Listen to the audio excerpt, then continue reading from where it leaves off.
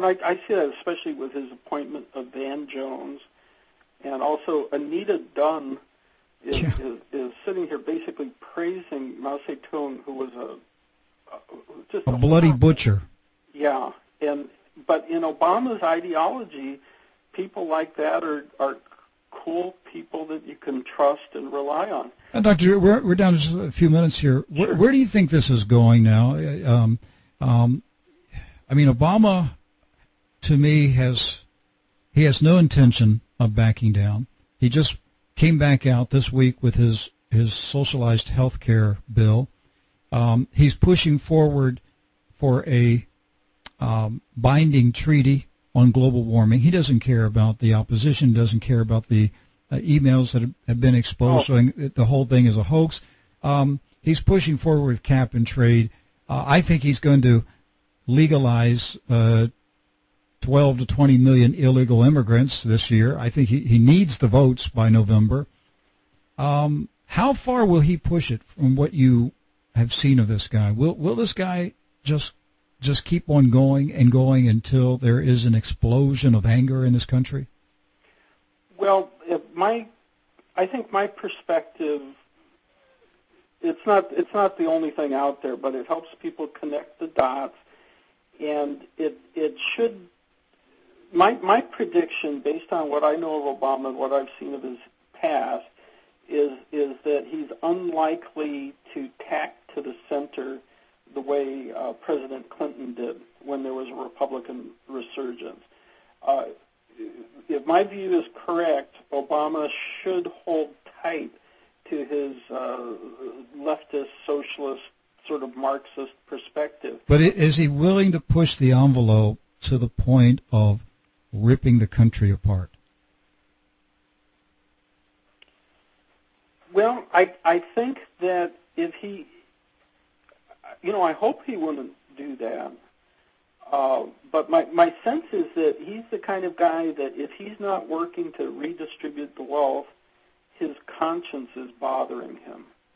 And that his commitment to redistributing the wealth is so deeply ingrained in his mental apparatus that it's hard for him to feel good about himself if he's not working towards that redistribution.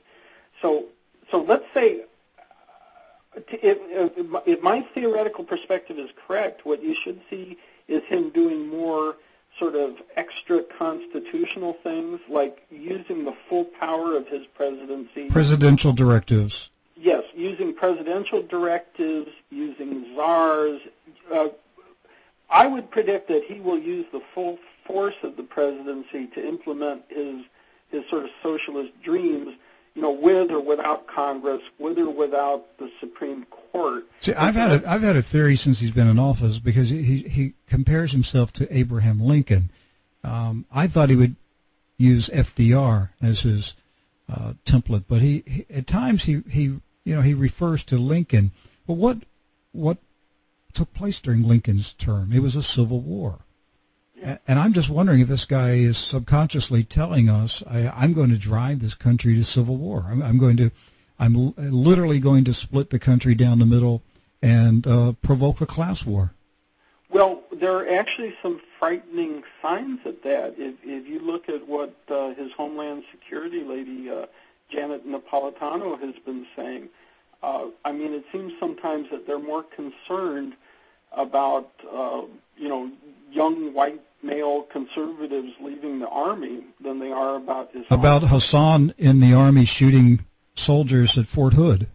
Yeah, and that to me is frightening, because if they're going to do anything truly foolish and truly dangerous, that's one of your first steps, is to start to demonize your enemy.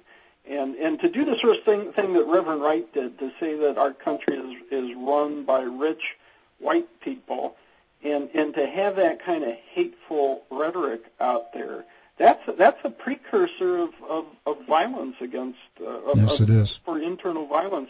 And if we have some type of economic upheaval, and we're far from being out of trouble economically. China could pull the plug on us at any time. We could have a war with Iran, and oil could go through the roof. We don't know what, the banks are still in trouble. There, some estimates that, as high as 11 million homes could be foreclosed over the next 18 months. Commercial real estate tanking over the next 18 months. I mean, there's a lot out there, Doctor, that could, no matter who is the president, could put tremendous stress on the social fabric of this nation. And somebody like Obama, a Marxist, could just say, this is our opportunity. This is it. We're going to have a true Marxist revolution. Well, in my perspective, remember, my mother's family came from Armenia, where they were among the first Christians who were murdered by Islamic totalitarianism. Mm-hmm. And so I'm kind of a little hypersensitive to Islamic totalitarianism. And to me, when I originally was trying to get the story out about Barack Obama, I was emphasizing his connection to wealthy Pakistani Muslims. And I don't know, maybe that's part of the reason I couldn't get the story out, is that was considered sort of racist and bizarre, and people were more comfortable running with the story that Obama was a Marxist socialist. Mm-hmm. But to me at the time, I thought his connections to Islam were very important. But if you put the two together, and there is historical evidence of collusion between Islam and socialism, if you put these two together, you're helping me with that too. We got something very, very troubling here. We got a radical socialist Marxist Muslim, and that's scary. I wish we had more time. This is a fascinating interview. Dr. John Drew, who personally met Barry Soetoro. Doctor, is there any place on the internet? Have you put anything up on the web that people can read? Yes, they can go to my blog site, and that's called. What the best thing for them to do is to go follow me on Twitter, and that'll get them. Well, I'll tell you what we'll do. We'll get your blog site up on our website. We'll put a link there, and people will be able to find it, and they can read anything that you're putting up on the internet right now. Dr. John Drew, my guest today. Thank you, sir. Appreciate your insight.